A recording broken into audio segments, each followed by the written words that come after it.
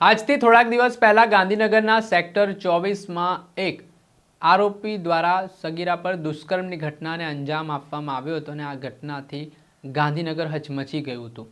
આને લઈને અનેક પ્રકારના સવાલો મહિલાઓ અને દીકરીઓની સુરક્ષા સામે ગુજરાતમાં ઉઠ્યા હતા ને આ તો ગુજરાતનું પાટનગર ગાંધીનગરમાં આ બનાવ બનતા લોકોમાં પણ અનેક પ્રકારની ચર્ચાઓ વેગવાન બની હતી।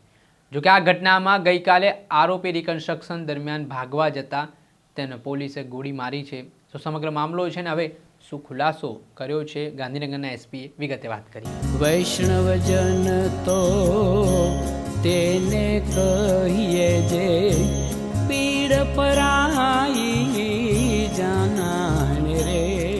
નમસ્કાર દર્શક મિત્રો, નવજીવન ન્યૂઝમાં આપનું સ્વાગત છે। હું છું ફૈઝાન। હવે જે ગુજરાતમાં કાયદો અને વ્યવસ્થાને હાથમાં લઈ રહ્યા છે તેવા આરોપીઓને પોલીસ સ્થાન ઠેકાણે લાવી રહી છે। એવા આરોપીઓને પોલીસ તેમની औकात પણ યાદ દેખાડી રહી છે। ઘટના થોડાક દિવસ પહેલાંની છે। ગાંધીનગરના સેક્ટર 24માં આવેલા ઇન્દિરાનગરમાં અમૂલ ડેરીમાં કર્મચારી તરીકે ફરજ બજાવતો આરોપી રામસિંહ, જેણે એક જઘન્ય કૃત્યને અંજામ આપ્યો।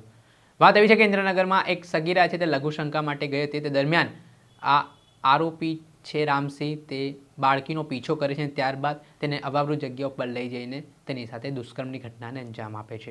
આ ઘટના બાદ આ બાળકી છે તે પોતાના પરિવારને આખી ઘટના જણાવતા બાળકીના પરિવારજનોએ સ્થાનિક પોલીસમાં ફરિયાદ કરી હતી, જેના પગલે પોલીસે આરોપી રામસિંહ સામે પોક્સો તેમજ અલગ અલગ કલમો હેઠળ ગુનો દાખલ કર્યો હતો। તેને પકડવા માટે અલગ અલગ ટીમો બનાવવામાં આવી હતી ને થોડાક જ દિવસ પહેલાં આરોપી રામસિંહની ટેકનિકલ એનાલિસિસ હ્યુમન ઇન્ટેલિજન્સના આધારે પોલીસે ધરપકડ કરી હતી। ધરપકડ કર્યા બાદ જે ઘટના સ્થળ હતું ત્યારે આ જે સમગ્ર ઘટના બની ત્યાં ઘટનાનું રિકન્સ્ટ્રક્શન માટે જ્યારે આરોપી રામસિંહને સ્થળ પર લઈ જવાઈ રહ્યું હતું, આ દરમિયાન આરોપી રામસિંહ છે તે ભાગવાનો પ્રયાસ કરે છે ત્યારે સેક્ટર 24ના સ્થાનિક પોલીસ ઇન્સ્પેક્ટર છે તેમણે આરોપીને અટકાવવાનો પ્રયત્ન કર્યો, છતાં તે ન અટકતા તેના પગના ભાગે ગોળી મારવામાં આવી। અને આ ઘટનાથી આ મામલાના સંદર્ભમાં જે આ કૃત્યને આરોપીએ અંજામ આપ્યો હતો, બાળકી સાથે દુષ્કર્મની ઘટનાને અંજામ આપ્યા બાદ તે ભાગવાનો જે પ્રયાસ કરી રહ્યો હતો, તે મામલે ગાંધીનગરના એસપી રવિ તેજા વાસમ શેટ્ટીએ શું ખુલાસા કર્યા છે તેમને સાંભળો। आज जो बनाव बनेल હતું 14-15 રાતે આ બનાવની પોલીસ તરફથી એક નામ આપવામાં આવેલ છે અને આરોપી પકડવા માટે એક ઓપરેશન બહાર પાડવામાં આવે છે। ઓપરેશનનું નામ છે ઓપરેશન વીરાંગણા। અને વીરાંગણા આપવાની મુખ્ય કારણ આ છે કે લગભગ 14-15 તારીખે આપ સૌ જાણો છો કે 4 વર્ષની કિશોર છોકરી સાથે રેપ થઈ હતી ગાંધીનગર સેક્ટર 24માં। આ છોકરીને ઘરમાંથી ઉચકીને લઈ ગયા આરોપી।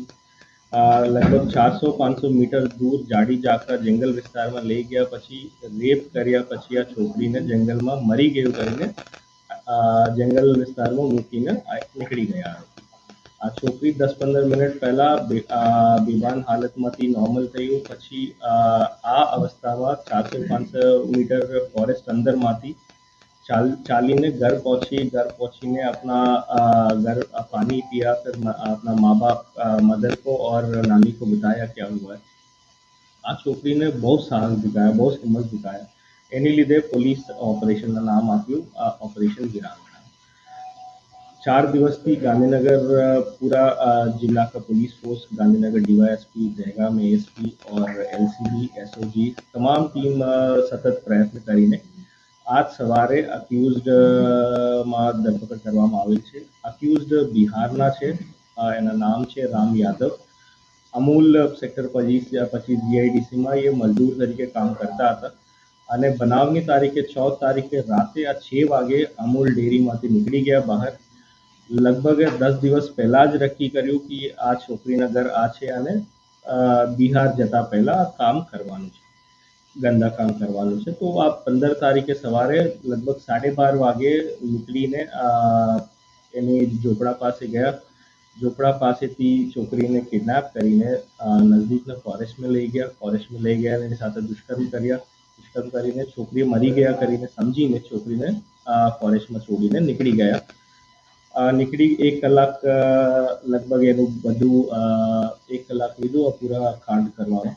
પછી 1 કલાક પછી 2:30 વાગે એ પરત આવે છે ચેક કરવા માટે કે છોકરા મરી ગયા છે, જિંદા છે। કુદરતી રીતે ભગવાનની દયાથી છોકરી जगह निकली गया, घर पहुंची गया ना, घर वाला एम्बुलेंस बुलाए ले गए, नहीं तो और बड़ा कांड होने का चांस था। तो इन्होंने, इसलिए मैं बोल रहा हूँ, छोकरी ने बहुत ज़्यादा हिम्मत दिखाई। आज उनका जान बची है तो मेजरली वो छोकरी का हिम्मत की वजह से। एना दाद आपવું પડશે છોકરીને, ઓપરેશન વિરામ પછી પોલીસ મહેનત કરીને સવારે એના ધરપકડ કર્યા અને આરોપીના 3-4 દિવસ પહેલા છોકરી પાસે જો કપડાં મળ્યા તો આ કપડાની એફએસએલ મોકલવામાં આવેલ છે આજ દિવસે। 3 દિવસમાં એફએસએલ ડીએનએ સેમ્પલિંગ કરીને સેમ્પલિંગ રેડી રાખ્યા અને આજ સવારે જ્યારે અક્યુઝની ધરપકડ થઈ એના એક બ્લડ નમૂના લઈને એફએસએલમાં મોકલવામાં આવેલ છે અને આજ સાંજે 4 વાગ્યા સુધી પોઝિટિવ રિપોર્ટ પણ આવી ગયા છે।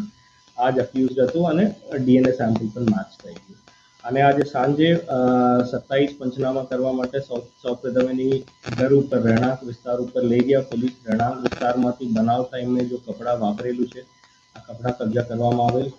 પછી એના જગ્યામાંથી રિકન્સ્ટ્રક્શન કરવા માટે બનાવવાળી જગ્યા ઉપર લઈ આવવામાં આવેલ। બનાવવાળી જગ્યા ઉપર જ્યારે રિકન્સ્ટ્રક્શન પોલીસ કરતા હતા, રિકન્સ્ટ્રક્શન દરમિયાન પોલીસ પાસેથી ભાગવાની કોશિશ કર્યા। પીઆઈ એલપી દેસાઈ, લતા દેસાઈ અને ટીમ સાથે રિકન્સ્ટ્રક્શન પંચનામામાં હતી। ભાગવાની જ્યારે કોશિશ કર્યા પોલીસ પણ અને પાછળ ભાગ્યા અને આખું જંગલ વિસ્તાર હતો। પીઆઈ को फायरिंग ओपन करना पड़ा અને ફાયરિંગ દરમિયાન એના લેફ્ટ લેગ ઉપર ગોલી લાગી અને અત્યારે હોસ્પિટલમાં છે। એડીસી અમૂલ ડેરીમાં નોકરી કરતો આનું નામ છે રામ યાદવ અને 2 દિવસમાં બિહાર વાપસ નીકળનેવાલા હતા।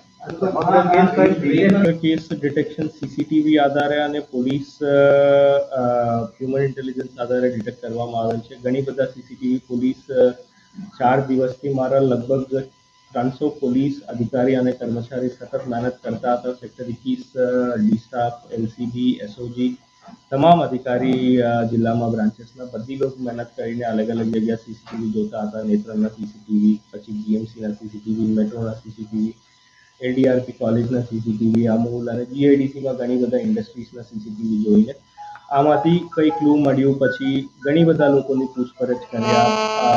अलग अलग दृष्टिए इसको तपास करने में आया। लगभग 10-15 लोग को डिटेन किया, सबका वेरीफाई किया। कुछ 5-6 लोग का हमने सैम्पलिंग करवाया, डीएनए सैम्पलिंग, एंड बहुत टेक्निकल तरीके से ये तपास किया गया और आरोपी को पकड़ा गया। એવી રીતે મેં કીધું કે જગ્યાઓ પર રિકન્સ્ટ્રક્શન પંચનામા જ્યારે કરતા હતા કે આ આરોપી પાસે પહેલે પોલીસ ડિટેલ્સ પૂછતા હતા કે કેવી રીતે કર્યા, कहाँ किया एग्जैक्टली, कहाँ पे टूटा। उस टाइम पे जब पुलिस को ये बता रहे थे, पुलिस कुछ सामान कब्जा करने की काम में थे, कुछ लोग राइटर जो है वो अपना लिकान कर रहा था। उस टाइम पे उन्होंने अपॉर्चुनिटी देख के वहाँ से भागने की कोशिश किया।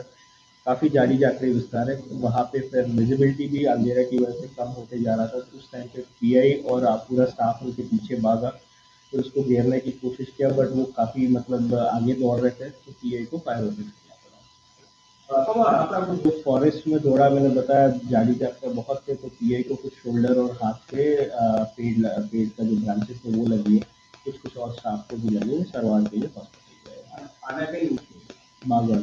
आरोपी નો પણ કોઈ ગુનાહિત ઇતિહાસ કે કોઈ આગળ આવે છે? ગુજરાતમાં કંઈ નથી, બિહારમાંથી હું મંગાવું છું ડિટેલ આ લોકોને આપણે સાથે શેર મેઇન આ છે કે મોસ્ટલી જીઆઈડીસીમાં જો લોકો કામ કરે છે અને ગોકુલપુરા છાપરામાં જો લોકો રહે છે આ લોકો જનરલી ખાવા પીવા માટે અને શાકભાજી ખરીદવા માટે જનરલી 24 છાપરામાં 24 માર્કેટમાં આવે છે અને એની રસ્તા ઉપર જ આ છોકરીના ઘર હતા। તો એ 10 દિવસ પહેલાં છોકરીને જોઈને ગયા અને આ પ્લાન બનાવીને આના ફોન જોતા ફોનના અંદર ઘણી બધા ફોન હિસ્ટ્રી મળ્યા પોલીસને। अलग अलग तरीका की फोन हिस्ट्री અને પાસે એના ફોનમાં ચાઇલ્ડ પોર્નોગ્રાફી પણ હતા અને अलग अलग जानवर સાથે પણ એના ફોનમાંથી પોર્નोग्राफी वीडियो मिला है। तो एक तरीका से ये बता सकते हैं कि ये बंदा पहले से ही थोड़ा सा नटोरियस माइंडसेट वाला था। इन्होंने मन बनाया बिहार जाने से पहले